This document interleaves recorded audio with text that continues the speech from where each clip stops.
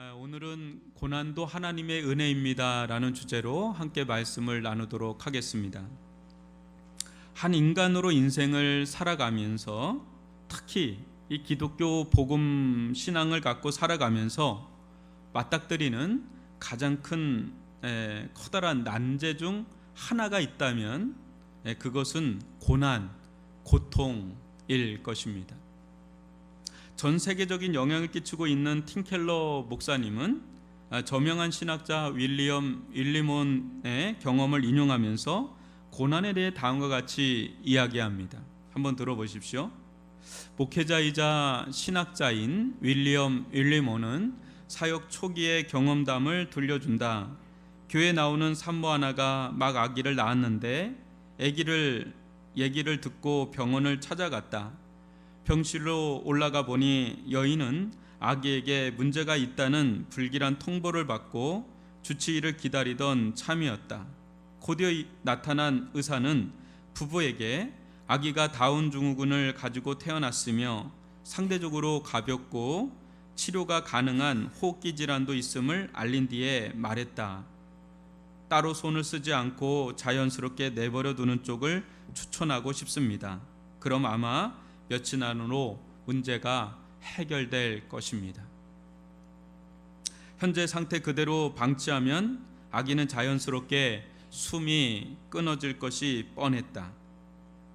부부는 어리둥절해하며 문제가 있으면 바로 잡아야 하는 것이 아니냐고 물었다.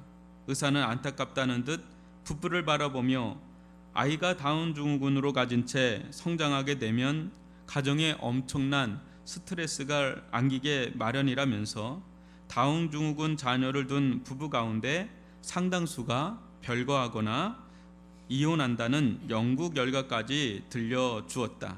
그리고는 쐐기를 박듯 말했다. 다른 두 자녀에게 이런 어려움을 떠안기는 것이 타당하다고 생각하십니까? 우리 문화를 지배하는 내러티브에서 고난이란 단어는 어떻게 손을 써볼 도리가 없이 부정적이다. 오늘날 인간의 욕망을 가장 중요한 잣대로 삼아 삶을 평가하는 까닭에 무슨 수를 써더라도 고통을 피하는 것이 중요하기 때문이다. 여러분, 이 다운 증후군을 낳은 이 부부의 이야기 어떻게 들리십니까?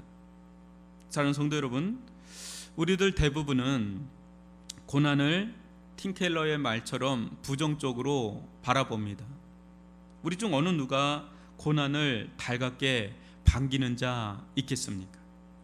고난의 색깔은 이 세상에 존재하는 색깔만큼이나 다양하지만 공교롭게도 공통점이 있습니다.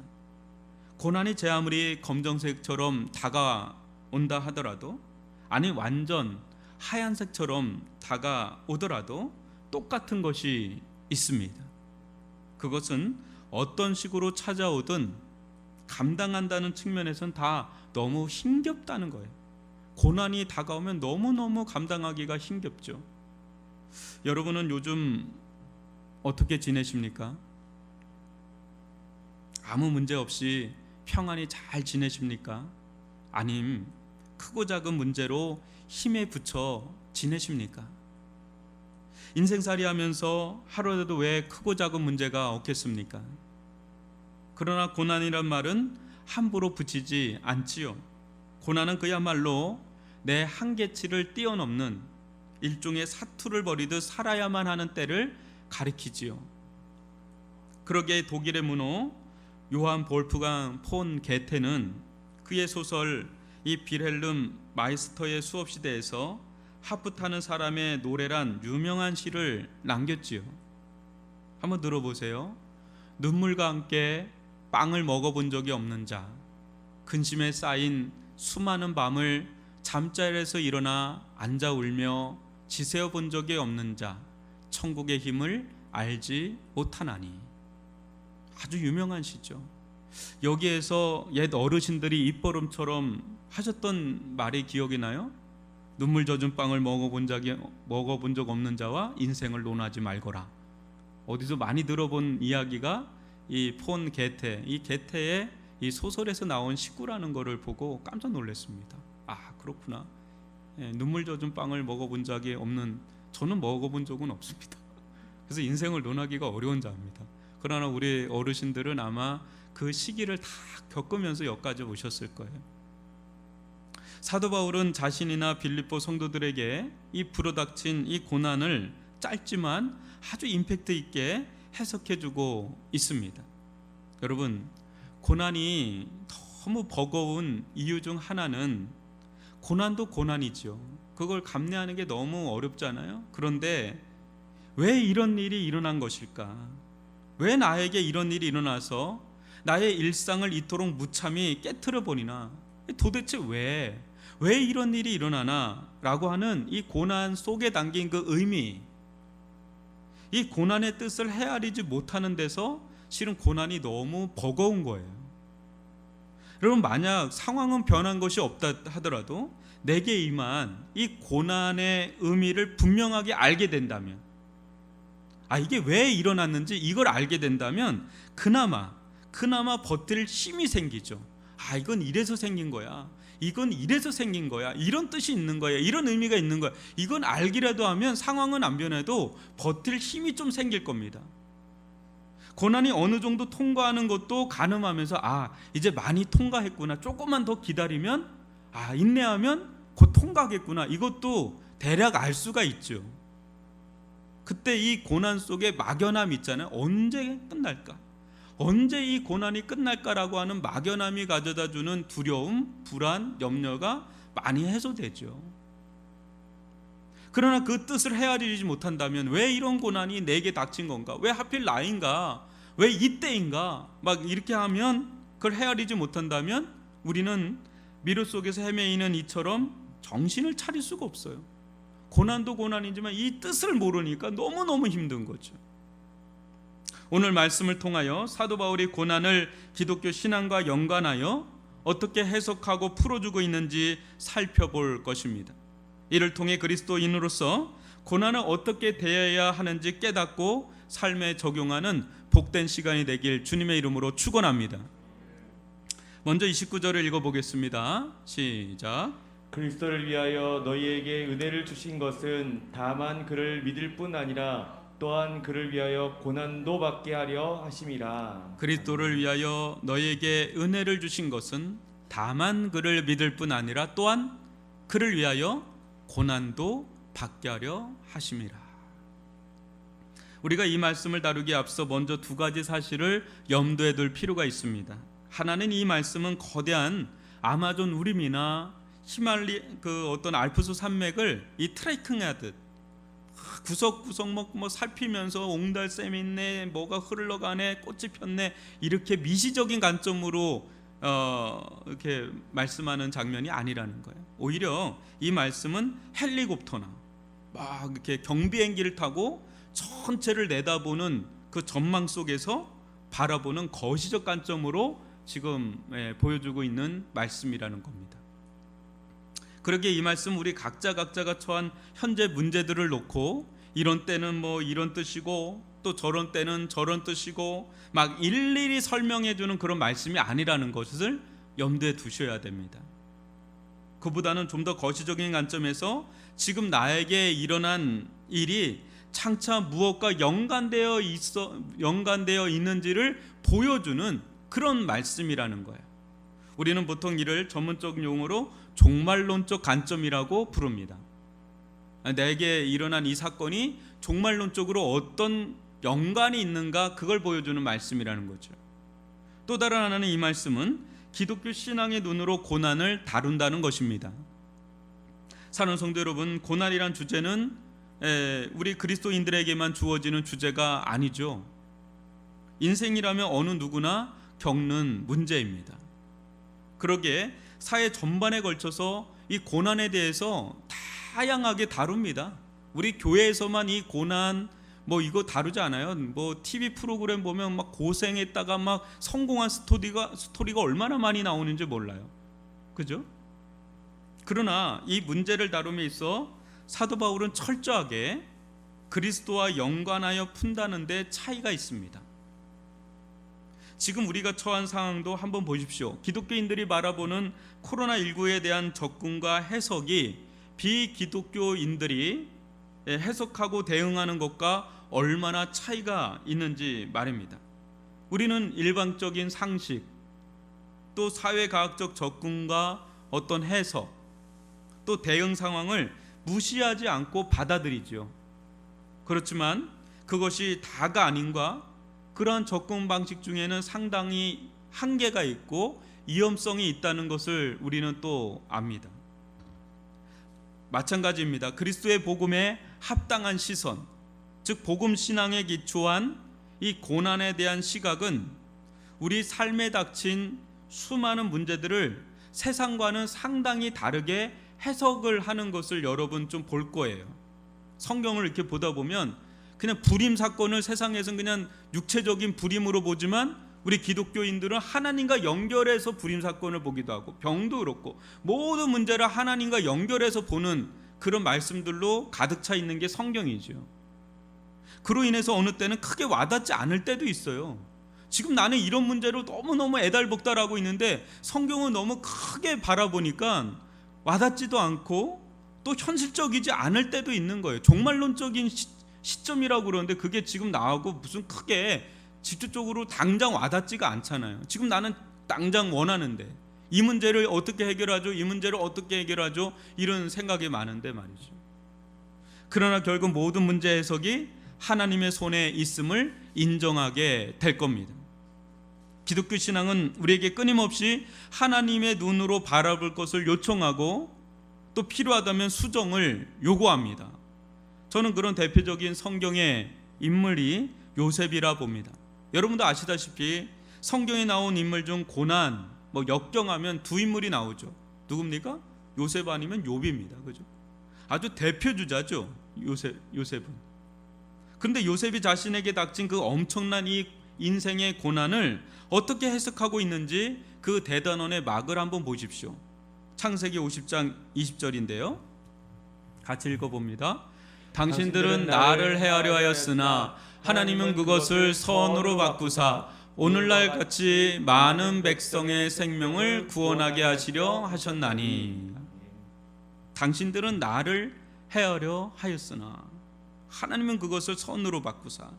요셉은 미주알 고주알 그때 일어난 일들을 이야기하지 않습니다.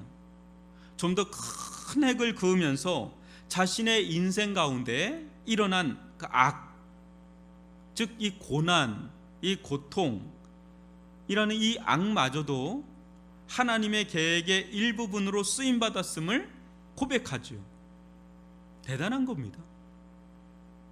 이는 자신에게 일어난 고난과 고통의 해석을 당시 애굽이나 가나안의 시선으로 처리한 것이 아니라 어떤 거예요?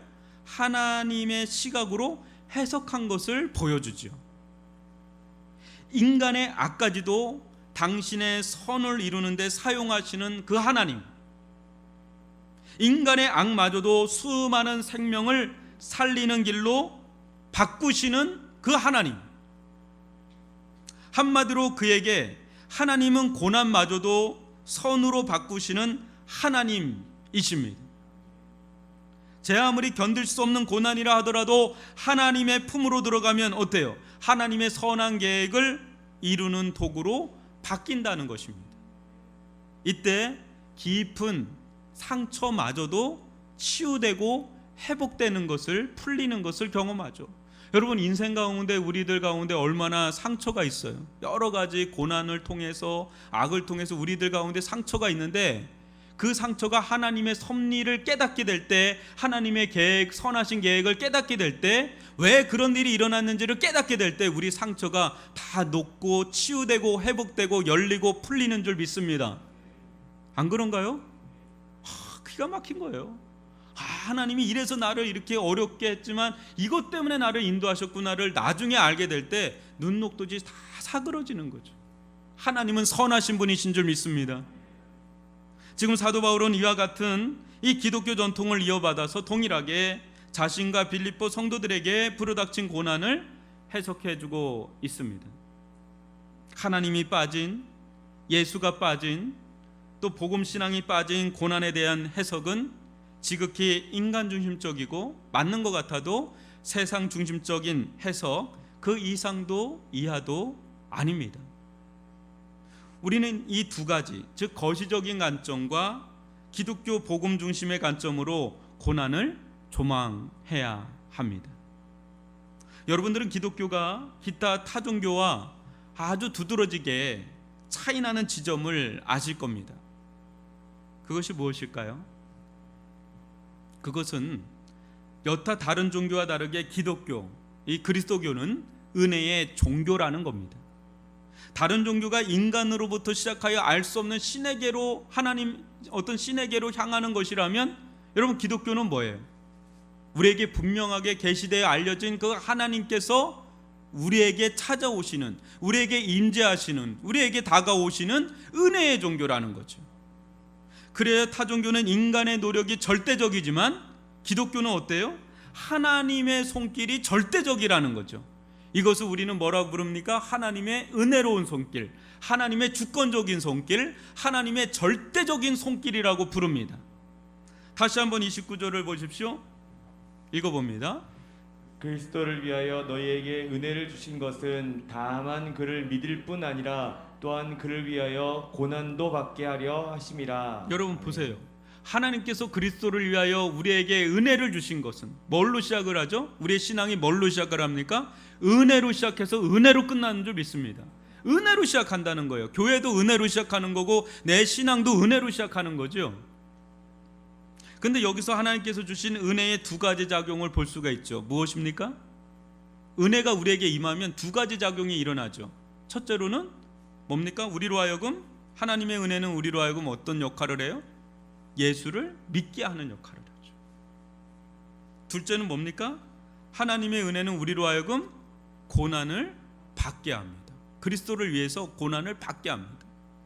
사랑하는 성도 여러분, 우리에게 다가온 그리스도의 복음은 절대적 은혜의 영역에 있음을 잊지 마시기 바랍니다. 은혜란 무엇입니까, 여러분? 우리가 은혜 많이 얘기하잖아요. 은혜는 뭡니까? 은혜는 주는 자의 호의로 거저 주어지는 선물입니다. 뭐라고요? 주는 자의 호의예요. 거저 주어지는 그냥 선물입니다. 죄송하지만 요 넥타이가 누가 주셔가지고, 저는 한 것도 없는데 주셔가지고 이거 메고 온 겁니다. 그냥 주신 거예요. 그냥 뭐 내가 뭐 한 게 없어요. 이게 은혜죠. 그냥 선물이 은혜입니다. 여러분 선물 받는데 카드 긁는 사람 있나요?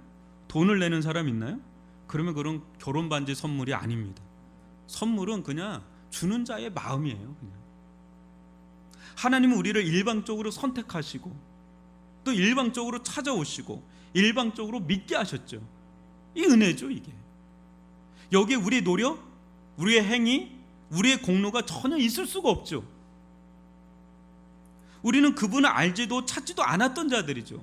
오히려 대적하고 조롱하던 자들이죠. 제가 목이 좀 나서 이게 좀 세게 나갑니다. 하나님께서 나를 사랑하시고 구원하실 이유가 하등 있나요? 여러분, 나를 구원하실 이유가 그분에게 있나요? 하등 없어요. 나에게서는 찾을 수가 없어요. 찾는다면 그분의 마음이에요. 그분의 마음 외에 아무것도 없어요. 그분이 그냥 나를 좋아한대요. 그분이 나를 그냥 선택한대요. 그분이 나를 그냥 사랑하신대요. 그분이 나를 그냥 구원하신대요. 그냥 그것뿐입니다. 우리가 주장할 것 아무것도 없어요. 그러니까 은혜인 거예요. 아멘이십니까? 은혜란 내가 무엇인가 해서 정당하게 얻는 무엇이 아닙니다. 그저 주는 자의 호의일 뿐입니다. 은혜는 값없는 하나님의 선물이에요. 값없이 주어지는 하나님의 선물이에요. 이는 하나님의 은혜를 받고 나서야 비로소 알아요. 하나님의 은혜를 받고 나니까 이게 얼마나 은혜인지를 알게 되는 거죠. 하나님의 일방적인 은혜로 예수 그리스도를 믿고 나니까 도저히 설명할 수 없는 일이 내 인생 가운데 일어난 거예요. 선물로 주어진 거예요. 얼마나 감사한지요, 얼마나 기쁜지요, 얼마나 안도의 한숨이 쉬어지는지 몰라요. 저는 예수님 믿고 얼마나 안도의 한숨이 쉬어졌는지 몰라요. 야, 이 복음을 나한테 전도 안 한 사람이 전도를 내가 받지 않았으면 큰일 날 뻔했다. 이 예수를 내가 믿지 못했으면 큰일 날 뻔했다. 아주 끔찍해요. 이 은혜를 받지 않으면 내가 어떻게 됐을까 생각하면 끔찍해요. 저는 지금 아주 끔찍해요. 죽었을 것 같아. 저는 예수 믿지 않았으면 난 죽었을 거다. 엄청 술 마시고 뭐 그냥 막 놀고 막 그렇게 살다가 그냥 끝났을 것 같아요. 그러니까 이걸 알게 되니까요, 전도를 안 할 수가 없어. 혹시나 나 같은 사람 있을까 봐서, 나같이 이 복음을 혹시나 이게 전달받지 못해서 죽을 수 있는 사람이 있을까 봐서 막 전도하러 다니는 거예요. 그냥 그래서 전도하는 거예요. 여러분, 전도 안 하는 얼굴처럼 그래. 그렇지 않나요? 나 같은 사람 있을까 봐서 그래서 전도하러 다니는 거죠. 제가 처음 예수님을 전해받았을 때 불신자였거든요. 아예 기독교하고는 거리가 먼 집안이었어요. 20살 동안, 20년 동안. 근데 이게 복음을 막 이제 전해주시는데 도저히 이게 믿을 수가 없는 거예요. 제가 또 이렇게 좀 나름 착한 사람이라서 믿으려고 했거든요. 근데 이거는 아무리 믿으려고 해도 이거 믿겨지지가 않더라고요. 이게 진짜 힘들어요. 여러분들 잘 믿는 분들은 이게 어렵지 않다고 생각할지 모르지만 막 믿으려고 애쓰는데 믿겨지지 않는 사람은 이게 얼마나 힘든 일인지 알 거예요. 막 믿으려고 하는데 이게 믿겨지지가 않습니다. 워낙 또 공대생이니까 더 저는 막 이게 보여야 되는 건데 보이지 않는 분을 믿으라고 하니까 이게 너무 힘들어요. 그래서 내가 물었어요. 심해서. 아니 장로님, 예수님 믿습니까? 믿는데요. 봤습니까? 그러니까 봤대. 근데 왜 나는 안 보여요? 그러니까 때가 되면 보인다는 거야. 이게 너무 힘든 거예요. 이게 그렇게 시간이 흘러가다가 여러 사건들이 겹치면서 어느 순간 정말 이 예수님을, 하나님을 만나고 싶은 소원이 막 제 안에 강하게 일어날 때가 있었어요. 이것도 이제 주님이 이제 역사는 이제 증거죠. 그런 마음의 소원이 막 생기더라고요.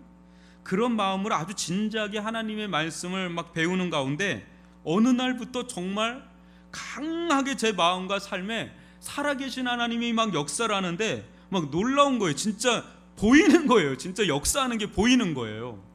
그러다가 말로만 듣던 예수 그리스도의 십자가의 사랑, 전 정말 많이 들었거든요. 예수 그리스도의 십자가의 사랑, 예수님은 너를 사랑한다, 당신을 사랑한다는 얘기를 정말 많이 들었는데 이게 와닿지가 않는 거예요. 아무런 감흥이 없어. 근데 어느 날 성령께서 강하게 역사하는데 이 말로만 듣던 예수 그리스도의 십자가의 사랑이 구구절절 막 제 속에 영혼을 강타하고 들어오는데 견딜 수가 없는 거예요. 여러분, 사랑은 움직이는 거잖아요. 사랑은 감정이잖아요. 그러니까 이게 견딜 수가 없어요. 이거는 이 세상에서 경험하지 못한 사랑이 제 영혼을 막 밀려 들어오는데, 뭐라고 제가 그때 표현했냐면 폭포수와 같은 사랑이라 그랬어요. 예수 그리스도의 십자가의 사랑은 폭포수와 같은 사랑이구나. 이 사랑이 제 영혼을 막 밀려 들어오는데 이게 주체를 못하는 거예요. 거기서 완전히 뒤집어진 겁니다. 이 사람이 완전히 뒤집어지면서, 여러분, 그리 되니까요, 믿는 게 그렇게 어려웠는데 이제는 믿는 게 너무 당연하게 돼버리더라고요. 그 체험을 하고 나니까 믿는 게 너무 당연하게 돼버리더라고요. 그래, 믿지 않는 사람들이 오히려 이상하게 느껴질 정도예요. 믿지 않는 사람이 이상하게 느껴질 정도로 너무 분명해요. 어느 정도로 분명하냐면 이 세상에 예수 그리스도의 실체가 다른 어떤 여러분들이 이렇게 앉아 있는 것보다 더 실제적으로 저에게 다가오더라고요. 예수님의 실체가 너무 생생하게 다가오는 은혜를 누리는 겁니다. 성령의 역사죠. 이건 뭐 제가 하는 게 아니라 성령께서 강하게 역사를 한 거죠.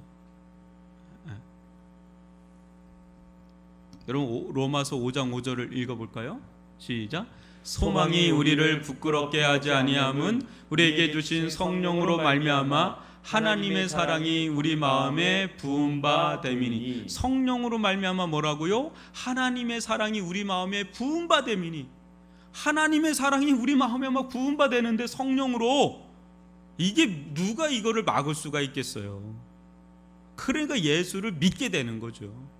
그냥 믿게 되나요? 성령의 은혜 역사가 아니면 예수를 믿을 수가 없잖아요. 근데 이런 은혜가 임하니까 예수를 믿게 되는 거예요. 그냥 이건 뭐 빼도 박도 못해요. 이거는 거기에 완전히 사랑의 포로가 돼버린 거죠. 20살 때 경험입니다. 그리고 나서도 한 두세 번의 십자가의 경험을 했어요. 저 같은 경우. 그러니까 이게 너무 분명해요. 너무 선명해요. 사랑하는 성도 여러분, 은혜는 성령의 역사로 주어집니다. 성령께서 우리 영혼에 역사할 때 은혜가 실질적으로 임하고, 은혜가 임할 때 우리는 비로소 예수 그리스도를 압니다. 하나님을 알게 됩니다. 이때 거듭나고 중생하는 영생의 은혜를 누리게 되지요. 여러분, 요한복음 17장 3절도 읽어볼까요? 시작.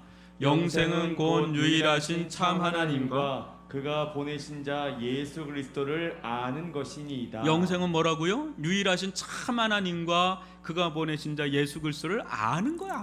아는 거. 만났는데 알죠. 만나면 알지. 은혜로 하나님을 만나고 은혜로 예수님을 만나면 알지. 그분을 알죠. 그게 영생이에요. 영생. 죄송하지만 교회를 오래 다녀도 성령의 은혜로운 역사로 거듭나지 아니하면 하나님을 참으로 알지 못합니다. 예수 그리스도를 인격적으로 알지 못합니다. 예수 그리스도의 십자가의 구구절절한 사랑을 알지 못합니다. 알 길 없지요. 은혜를 받아야 되는데, 은혜로 주어지는 건데 무슨 재간으로 알 수 있겠어요? 머리로는 어느 정도 알죠. 계속 예배에 오니까 들으니까 아는데 이게 내 마음의 삶에 아무 영향을 안 미쳐. 이게요. 답답하죠. 왜 다른 사람들은 만났다 그러고 그걸 경험했다 그러고 막 주와 복음을 해서 막 사는데 나도 그렇게 살고 싶은데 나는 안 되니까 답답하죠. 그러니 어떻게 해요? 간절한 마음으로 구하는 거죠. 주님, 은혜를 베풀어 달라고. 나에게도 그런 은혜를 베풀어 달라고. 내 힘으로 안 되는 거 아시지 않냐고. 나에게도 그런 은혜를 베풀어 달라 그러면 반드시 역사할 줄 믿습니다. 반드시 역사할 줄 믿습니다. 하나님은, 예수님은 지금도 우리 영혼의 밖에서 계속 눈을 두드리고 있어요. 문을 열라고. 내가 네 속에 들어가야 되겠다. 그저 우리는 뭐예요? 그저 하나님께 은혜를 구하는 것밖에 없어요. 우리의 힘이 되는 게 아니라 주님께서 일방적으로, 절대적으로, 주권적으로 우리에게 은혜의 손길 베풀어야 그게 열리니까. 은혜예요. 은혜. 진짜 그야말로 은혜입니다. 자랑할 거는 오직 예수 그리스도의 은혜밖에 자랑할 게 없습니다. 에베소서 2장 8절 읽어볼까요? 시작.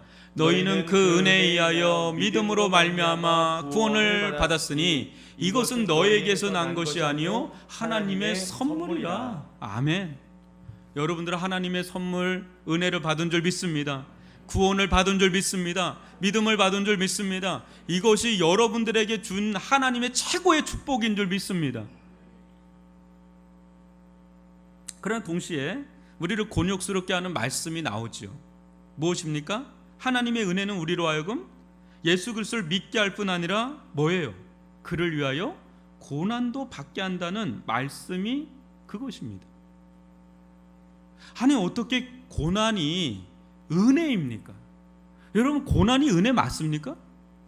고난을 은혜로 여기는 자 누가 있습니까? 여러분, 우리가 왜 신앙생활하죠? 여러분, 우리가 왜 예수 그리스도를 믿습니까? 아마 저를 포함해서 여기 계신 성도들 대부분이 사랑받기 위해서 예수를 믿지 고난받기 위해서 예수를 믿으려고 하는 자가 누가 있느냐 말이죠. 여러분, 노래도 사랑받기 위해 태어난 노래, 그 노래는 있어도 고난받기 위해 태어난 그 노래는 없잖아요.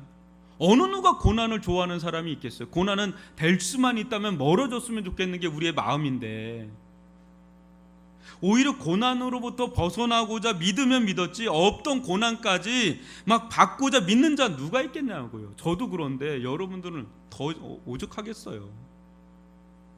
그런데 사도 바울은 하나님께서 그리스도를 위하여 은혜를 주신 것은 그를 위하여 고난도 받게 하려는 것이라니까 이 말씀처럼 난처하게 이름 말할 수가 없어요. 여러분, 고난은 틴켈러, 아까 말한 틴켈러의 말처럼 오늘날 현대인들에게 부정적이잖아요. 될 수 있으면 고난 안 받고 싶잖아요. 고생 안 하고 싶잖아요. 우리가 그토록 치열하게 사는 이유가 무엇입니까? 세상에 나가서 여러분 그렇게 치열하게 사는 이유가 뭡니까? 당장에 힘들어도 나중에 힘들지 않게 살려는 거 아닐까요?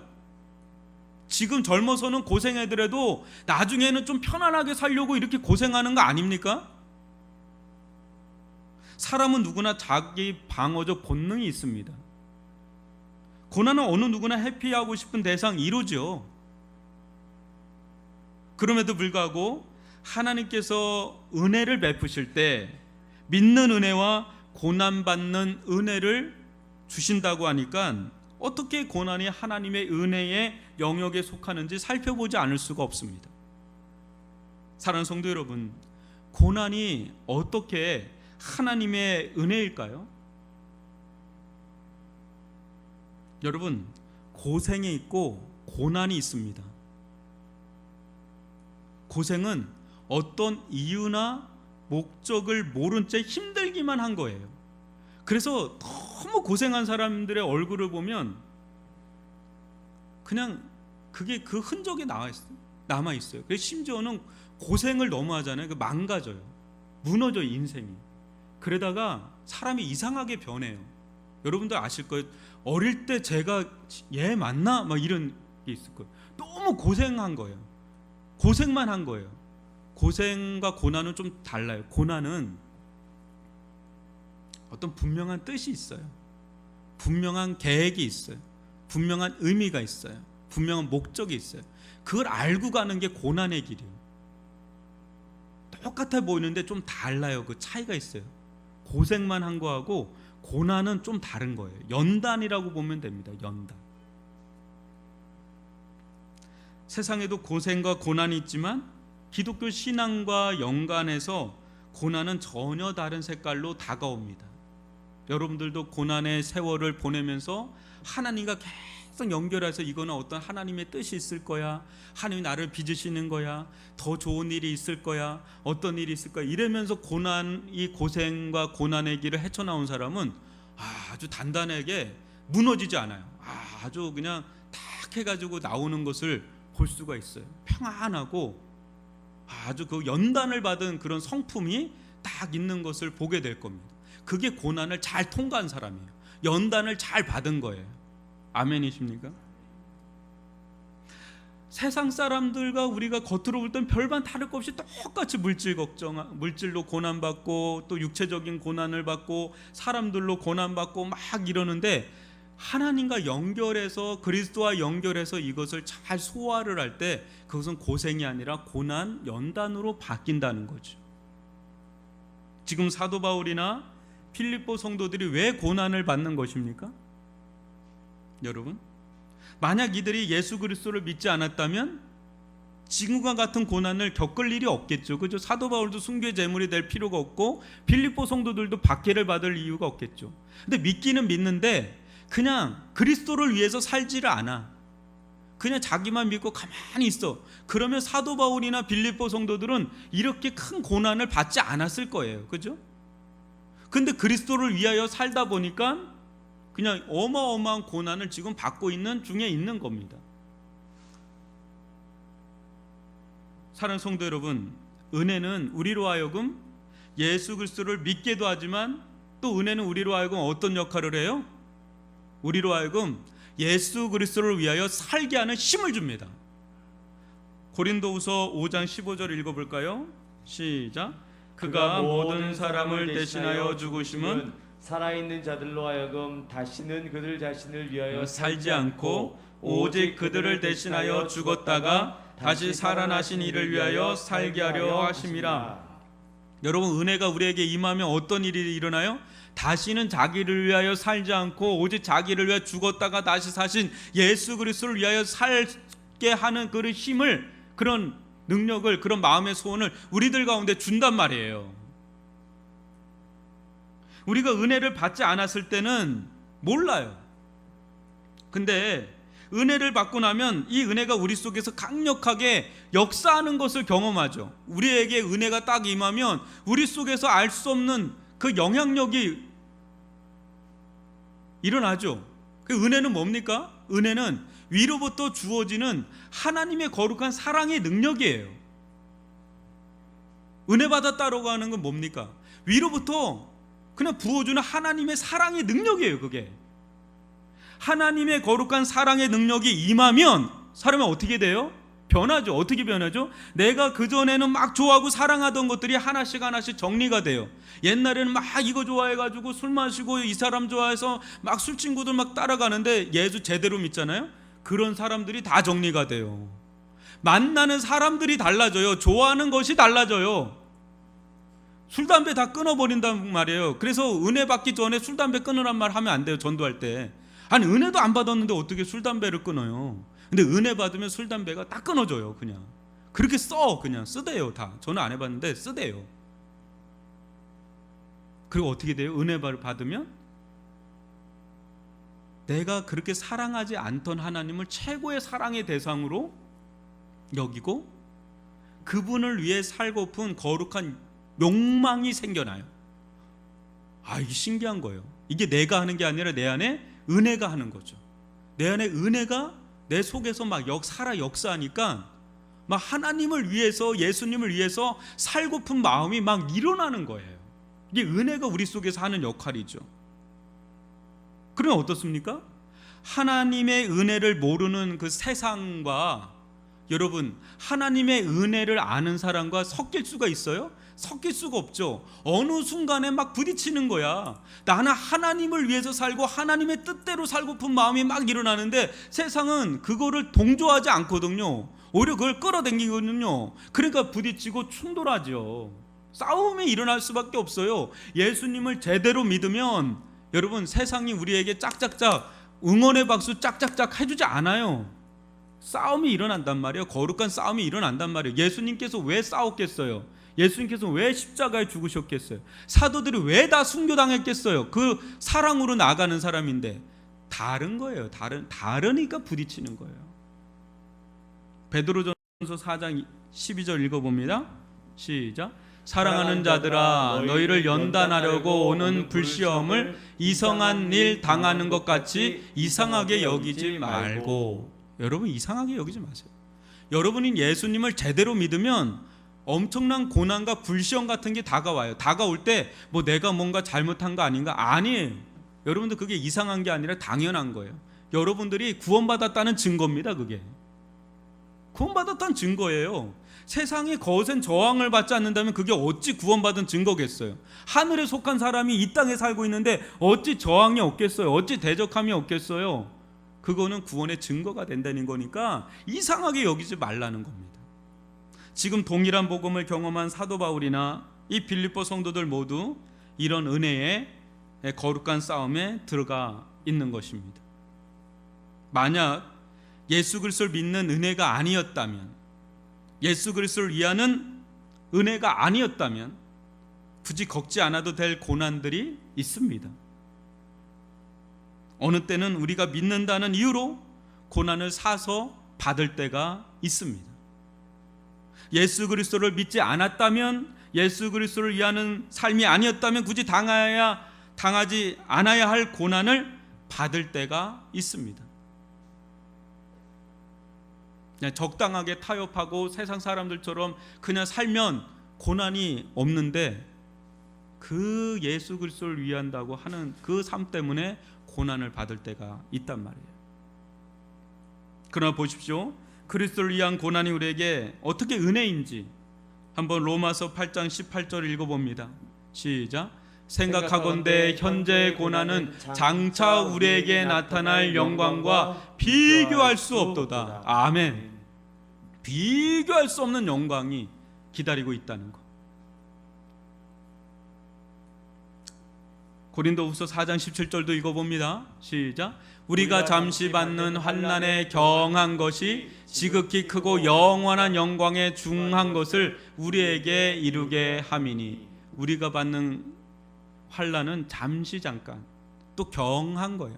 근데 우리에게 장차 올 영광은 영원한 영광이요 중한 것이라는 거.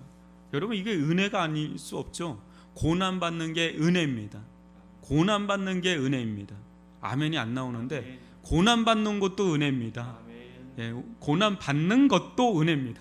이렇게 얘기해야 될 것 같아요. 또 사도행전 14장 22절도 읽어볼까요? 시작. 제자들의 마음을 굳게 하여 이 믿음에 머물러 있으라 권하고 또 우리가 하나님의 나라에 들어가려면 많은 환난을 겪어야 할 것이라 하고, 여러분 좁은 길로 들어가라 그러죠.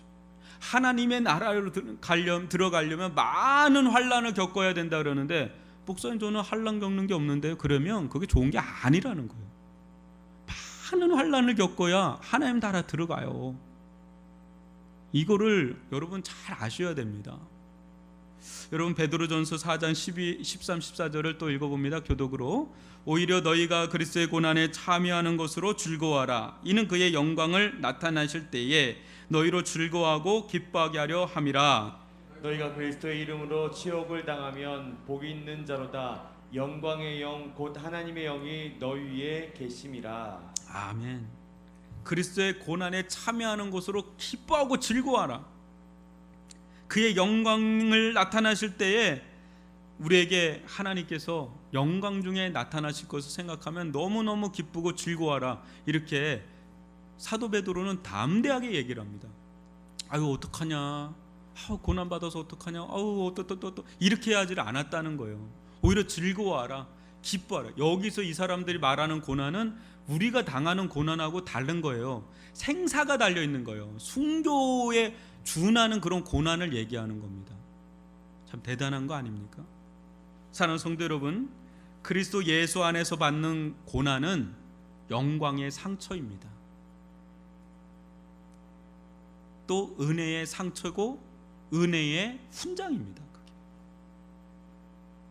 여러분 전쟁에서 수없이 전투를 치열하게 치른 군인에게 딱 훈장이 주어지는 것처럼 이 땅 가운데서 치열하게 그리스도를 위하여 산 사람들에게 장차 하나님 나라에 이 은혜의 훈장이, 영광의 훈장이 탁 채워지는 것이 오는 거예요.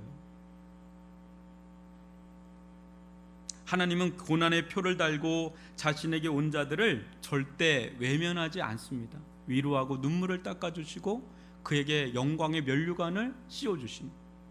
그에게 일어난 모든 일이 합력하여 최종 선을 이루실 것입니다. 우리에게 당면한 모든 일들이 합력하여 최종 선을 이루게 될 날이 올 줄 믿습니다. 장차 이루 말할 수 없는 영광의 면류관으로 함께 하실 줄 믿습니다. 우리에게 가장 두려운 일은 혹 그리스도를 위한 이 고난의 은혜가 없는 것입니다. 우리는 고난 없으면 땡큐다, 너무 좋다 이렇게 생각할지 모르지만 그것은 은혜가 아니라는 거예요. 고난이 없는 은혜는 없다라는 거예요. 고난 받는 것도 엄청난 하나님의 은혜다라는 거예요. 아무나 고난 받는 게 아니라는 거죠. 은혜 받은 자만이 고난을 받는다는 거예요. 여러분, 세상살이하며 다들 고생은 하는데 세상살이하는 것 자체가 고생 아닌가요? 여러분들 다시 어릴 때부터 살라 그러면 다시 살 사람 없을 거예요. 내가 미쳤어? 지금까지 산 것도 너무 고생스러운데 또 어릴 때부터 살라고? 난 싫어. 난 지금이 좋아. 난 빨리 이렇게 살다가 빨리 주님께 갈 거야. 이럴 거예요. 얼마나 고생스러운데 또 살아요 그거를. 근데 세상에서 받는 고난은 있는데 그리스도를 위한 고난이 없을 때, 그것은 단순히 고난이 없는 게 아니라 하나님의 은혜가 없는 증거일 수 있기 때문에 여러분 두려워하셔야 돼요. 반드시 은혜를 받으면 그리스도를 믿게 돼요. 반드시 그리스도를 믿게 되면 그리스도를 위하는 삶을 살게 돼요. 그리스도를 위하는 삶을 살다 보면 반드시 고난이 뒤따르게 되어 있어요. 그렇기 때문에 우리가 고난 없는 것을 기뻐할 일이 아니라 두려워해야 돼요. 그래서 고난 받는 것을 기뻐하라고, 즐거워하라고 사도 베드로가 이야기를 한 겁니다. 여러분 빌립보서 1장 30절을 읽어볼까요? 시작. 너희에게도 그와 같은 싸움이 있으니 너희가 내 안에서 본 바요 이제도 내 안에서 듣는 바니라. 아멘. 사도 바울에게도 있는 그 싸움이 빌립보 성도들에게도 그 치열한 믿음의 싸움이 있는 거예요. 그 싸움을 싸우라는 거예요. 같이 싸우자. 그리스도의 복음을 위해서 같이 고난을 받고 싸우자. 이것도 은혜다. 이것도 은혜다. 은혜 없으면 우리가 그리스도의 고난을 위해서 어떻게 살겠냐, 막 그럽니다. 여러분들은 제게 무엇을 보십니까? 저를 보면서 몇몇 성도들이 이야기를 합니다. 목사님 보면 짠하다고. 제가 이 교회에서 가장 많이 듣는 게 목사님 보면 짠합니다. 이 얘기를 제일 많이 듣습니다. 생전 짠하다는 말을 한 번도 들은 적이 없는데 이 교회 와서 제일 많이 듣는 게 목사님 보면 짠하고 눈물 나고 가슴이 아프고 그럽니다. 그렇다는 얘기를 들어요. 제가 왜 짠한 겁니까? 여러분들 왜 제가 짠하게 보이십니까? 제가 왜 이렇게 고난을 겪는 것처럼 보입니까? 이유가 뭐죠? 그것은 예수님께서 고난받는 것과 다를 바 있을까요? 예수님께서 이 땅에 오셔서 왜 고초를 당하신 것입니까? 그것은 이 세상의 사람들을 구원하기 위해서, 또 구원받은 자들의 믿음을 성장하기 위해서 온갖 고초를 당한 것 아니겠어요? 주님의 고초에 비하면 저는 아무것도 아니죠. 실은 그냥 뭐 말하는 것 자체도 부끄럽죠. 제가 아는 이 일도 예수님께서 이 땅에 계셨다면 하실 그 일을 하는 것이니 그거에서 나오는 고난이 있죠. 힘든 게 있죠. 한 영혼을 주님께로 인도하는 게 얼마나 버거워요. 또 한 사람 한 사람들이 정말 믿음의 사람으로 서나가는 게 얼마나 많은 손이 가요. 그런 데서 오는 고난이 있죠. 왜 없겠어요?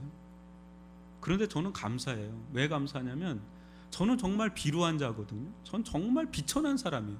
이런 엄청난 일을 감당할 만한 그런 사람이 아니에요. 저는. 근데 이런 것에 저를 써준다는 것 자체가 너무너무 영광스럽고 감당할 수 없어요. 솔직히 감당할 수 없을 정도로 영광스러운 거라고 생각을 해요. 물론 고되긴 하지만 감사하고요. 마음에 평안이 있어요. 그리고 그게 얼마나 큰 영광인지 제가 감당할 수 없을 거라고 생각을 해요. 저는 이렇게 살 사람이 아니에요. 저는 그냥 제 꿈을 얘기했잖아요. 돈 벌어가지고 전 세계 일주하는 게 꿈이었다. 근데 제 꿈이 예수 만나고 전 세계를 선교하는 게 꿈이 돼버렸어요. 그런 거 그게 바뀐 거예요. 근데 여러분, 저뿐 아니라 수많은 우리 성도들도 이 일에 참여하고 있음을 봅니다.